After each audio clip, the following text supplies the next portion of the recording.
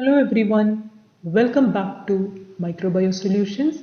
Today we are going to see about the biochemical test used for the identification of bacteria, the classification of the different biochemical tests that are routinely used in microbiology.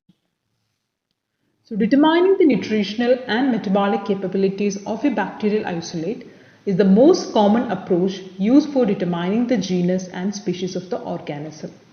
The methods available uses a combination of tests to establish the enzymatic capabilities of given bacterial isolate as well as the isolate's ability to grow and survive in the presence of certain inhibitors such as salt, surfactants, toxins and antibiotics.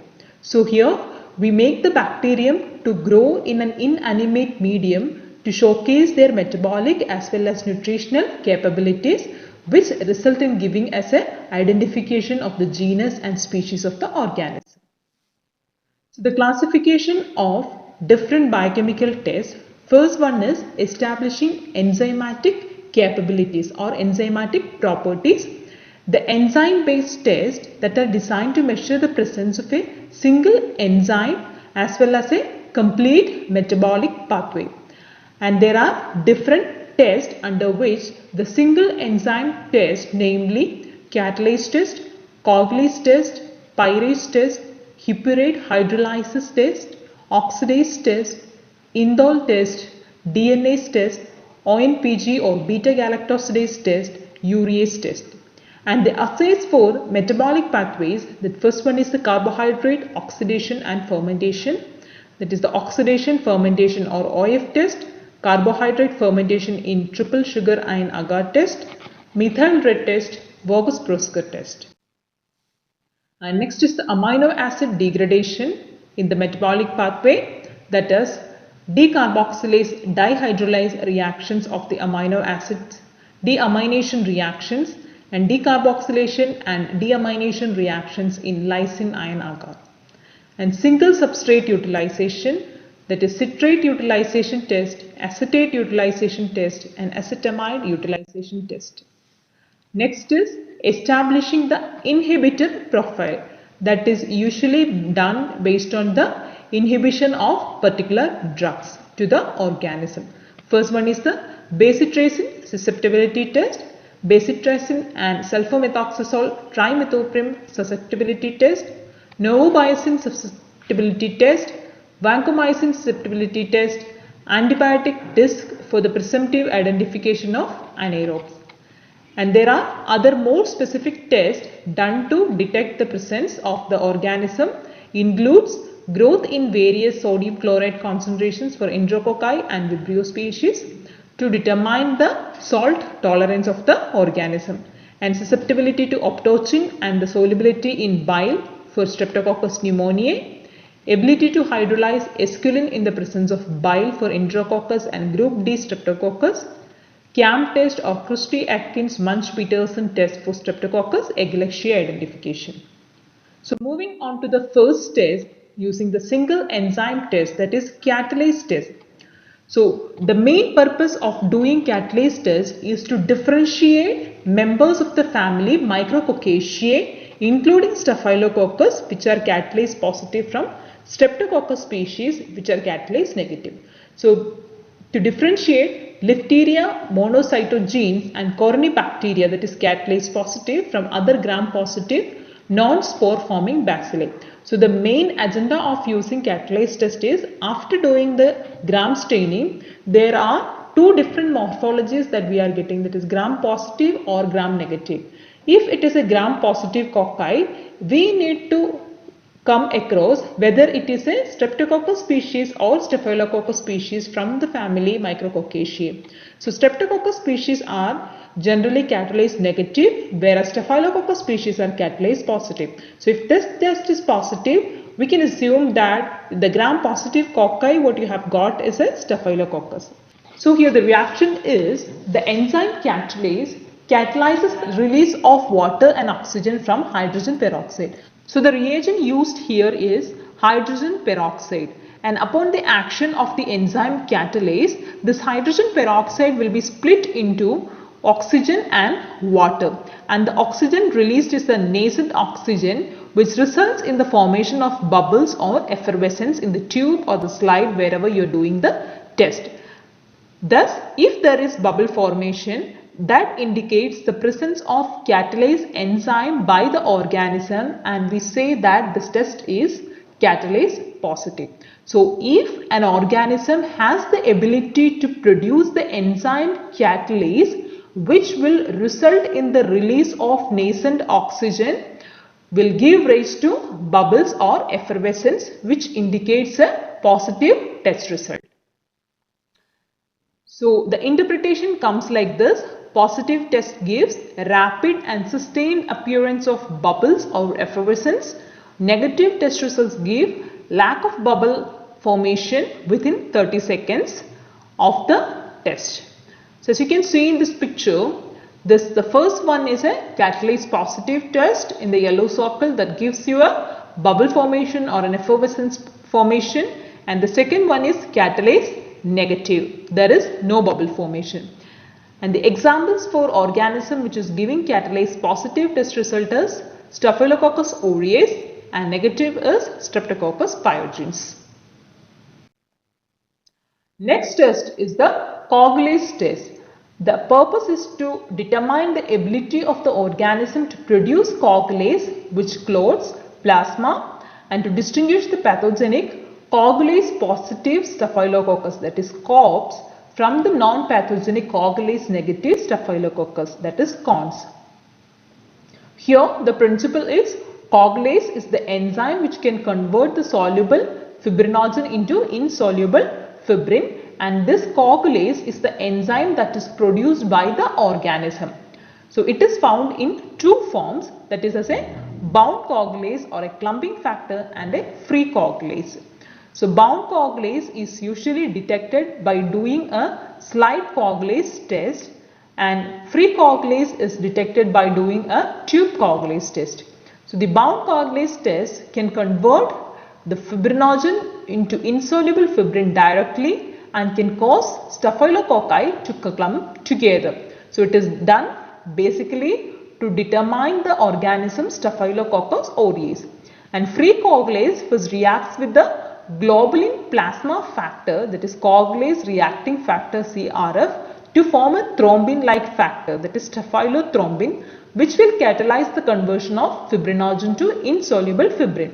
So bound coagulase is a direct conversion of fibrinogen, and free coagulase is an indirect conversion of fibrinogen to insoluble fibrin. So you have to do, when it is suspected of a Staphylococcus aureus, both bound coagulase and free coagulase has to be done. The patient sample or the organism can give bound coagulase negative and tube coagulase positive. So it always remember to do bound coagulase as well as free coagulase. Interpretation of slide coagulase test is positive. White fibrin clots in plasma is seen. Negative is smooth suspension without any fibrin clot. Tube coagulase test positive shows the formation of fibrin clot, and negative no clot is formed. As you can see in the picture, first picture shows the slide coagulase test. On the left hand side it is negative test result, and the right hand side it is the positive test result. And in the tube coagulase test, first one is the positive test result showing clot formation, and the second one is the negative test result without showing any test. So to do this test, you are using a plasma, usually preferably a mixed human plasma or rabbit plasma, which is taken and mixed with the colonies diluted with the distilled water or normal saline. So the slide coagulase positive organisms are Staphylococcus aureus, and negative is Staphylococcus epidermidis, and tube coagulase positive again is Staphylococcus aureus, and negative is Staphylococcus epidermis. Next is the Pyrase test or PYR test. It is a rapid method for the presumptive identification of bacteria based on the enzyme pyrrolidinyl aryl amidase. The enzyme L-pyrrolidinyl aryl amidase hydrolyzes the L-pyrrolidinyl beta-naphthalamide substrate to produce beta-naphthalamine. This beta-naphthalamine can be detected in the presence of a reagent called as N,N-methylaminocinnamaldehyde reagent by the production of a bright red precipitate. So the main purpose of this test is to determine the ability of the organism to hydrolyze the substrate L-pyrrolidinyl beta-naphthalamide. So it is mainly done to differentiate Enterococcus species from non-Enterococcus species and useful in presumptive identification of group A beta hemolytic streptococcus or Streptococcus pyogenes. So the reaction comes like this: L-pyrrolidinyl beta-naphthalamide will convert to beta-naphthalamide to para-dimethylaminocinnamaldehyde, and which will in turn form a pink to cherry red color upon the addition of a color developer, which is mediated by the enzyme pyrrolidinyl aryl amidase that is seen in the organism. So positive test result will give a pink to cherry color after the addition of the color developer, and negative test tube no color change in the inoculated portion of the disc. So you can see the interpretation. The positive is pink to cherry red after the addition of the color developer, and negative is no color change in the disc. Positive organism example is Enterococcus and negative organism example is non-Enterococcus species. Next is the Hippurate hydrolysis test.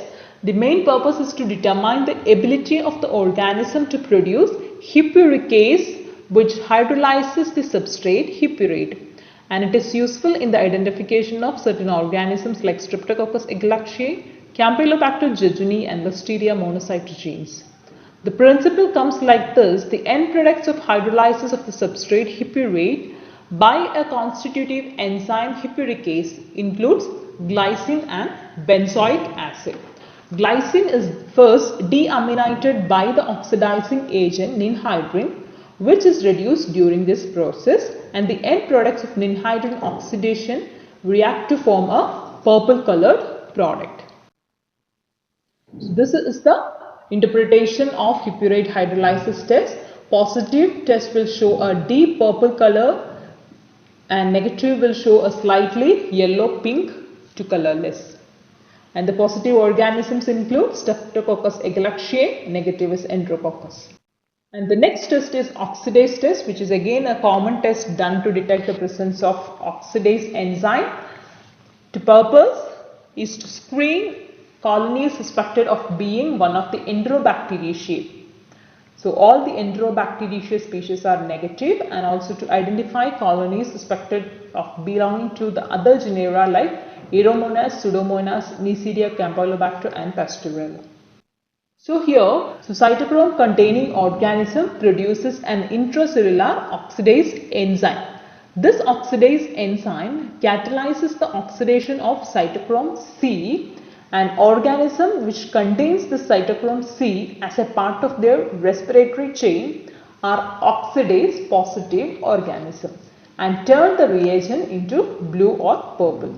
Organisms which are lacking the cytochrome C as a part of their respiratory chain do not oxidize this reagent and leaving it colorless within the limits of the test, which are called as oxidase negative. The principle of this test is cytochrome oxidase test uses certain reagent dyes such as paraphenylene diamine dihydrochloride that substitute for oxygen as artificial electron acceptors. It is colorless when it is in the reduced state, and in the presence of the cytochrome oxidase enzyme, which is seen in certain organisms and the atmospheric oxygen, this paraphenylene diamine is oxidized to form indophenol blue. So the reaction is like paraphenylene diamine dihydrochloride is converted to indophenol blue in the presence of cytochrome oxidase and atmospheric air, and this indophenol blue or tetramethyl paraphenylene diamine dihydrochloride is converted to purple color, and dimethyl compound, if it is, converted to black color. And the interpretation is positive test result will show blue, dark purple or black color, and negative will not show any color development on the disc. So positive organism example is Pseudomonas aeruginosa and negative organism is Escherichia coli. Next test is Indole test, again a common test done to distinguish Enterobacteriaceae based on their ability to produce indole from tryptophan, and it is also to identify lactose fermenting members of Enterobacteriaceae family like Escherichia coli, which is indole positive, from Klebsiella pneumoniae, which is indole negative, and to speciate Protease genus, that is Protease mirabilis species is indole negative, Protease vulgaris species is indole positive. So the principle of indole test is the bacteria which has the enzyme tryptophanase are capable of hydrolyzing and deaminating tryptophan with the production of indole, pyruvic acid and ammonia. And as a result, a red complex is formed when this indole reacts with the aldehyde group of para-dimethylamino-benzaldehyde, that is PABA, the active chemical in Coagulase and Urease reagent, that is a reagent used to test this indole. So tryptophan get converted to indole plus pyruvic acid plus ammonia in the presence of tryptophanase enzyme, and this indole produced in turn reacts with this para-dimethylamino-benzaldehyde to give rise to a red complex. So the reagents used to detect indole are Urease reagent to detect indole in anaerobic and non-fermentative bacteria, Coagulase reagent to identify members of Enterobacteriaceae. The interpretation is a positive test result show a red ring at the interface of the reagent and the broth, or reagent and silane or chloroform. Negative test result shows no color change, and variable result shows orange color, which indicates the products of skatol, a methylated intermediate that may be a precursor to indole production. So those organisms could be a late indole producers. Instead of doing it on a test tube, it can be done on a paper as well, that is called as a indole strip. If it is done on an indole strip, the purple color or the positive test color will be seen on the strip, and negative there will not be any color change in the strip. So this is the positive test result which is seen on the test tube with the broth as well as the indole region. You can see the interface is having a red ring and the neck of the positive tube, and the negative tube is showing no color change or the yellow color ring. Positive organism example is Escherichia coli and negative organism example is Klebsiella pneumoniae. Next is deoxyribonuclease test or DNA hydrolysis test or DNase test. The purpose is to detect DNase activity in species of different aerobic bacteria, mainly in Staphylococcus aureus and Serratia mascarinus. So the principle is metachromatic dyes, that is toluidine blue, is complex with DNA, and the hydrolysis of DNA by the inoculated microorganism causes changes of structure of the dye to yield a pink color. So the toluidine blue color will be changed to pink color if the organism is producing DNase enzyme which can hydrolyze DNA. And the methyl green is also complex with DNA. If the organism growing on the medium hydrolyzes the DNA, the green color fades and the colony is surrounded by a colorless zone. So the interpretation of DNase test comes like this. If toluidine blue is used as a reagent, the positive test will come as a rose pink. If methyl green is used as a reagent, positive test result will show a clear zone around the colonies. And toluidine blue negative test result is no change. Methyl green negative test result is no clearing. So this is the deoxyribonuclease test, positive test result and negative test result. Positive is example Staphylococcus aureus and Serratia. Negative example is Staphylococcus epidermidis and Enterobacter cloacae. Next is ONPG or beta galactosidase test.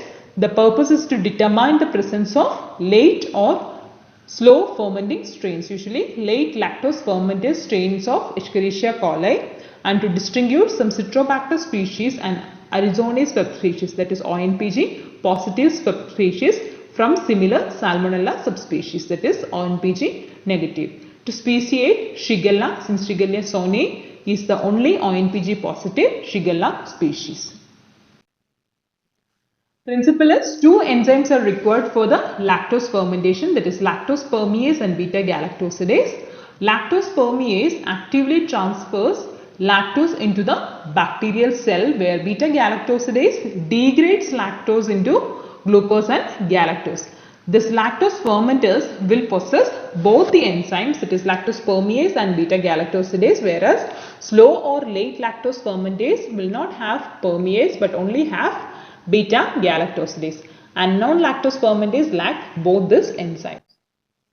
So ONPG is useful in detecting late lactose fermenters since ONPG molecule is structurally similar to lactose.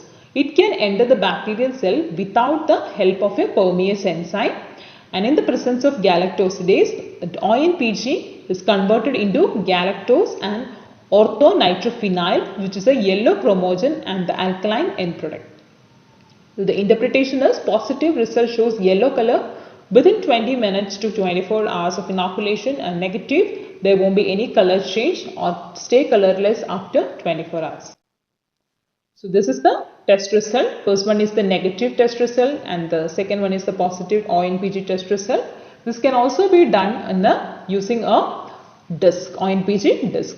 The negative example is Salmonella typhimurium and positive example is Escherichia coli, especially enterohemorrhagic Escherichia coli. And the next is urease test. The purpose is to determine the ability of an organism to produce the enzyme urease, which can hydrolyze the urea in the medium, and to identify rapid urease producers like Protease and Morganella species and weak urease producers like Klebsiella pneumoniae and species of Enterobacter. So here the principle is urease enzyme splits the urea molecule into ammonia and carbon dioxide and water, where ammonia reacts in the solution to form an alkaline compound, that is ammonium carbonate, which results in an increased pH of the medium and a color change in the indicator to pink red.